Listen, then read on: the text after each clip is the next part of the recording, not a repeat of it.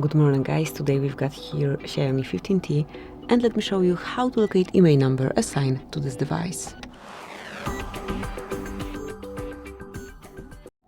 So let me show you two options. The first one, the quickest one, is to open your phone dialer and now enter code *#6#.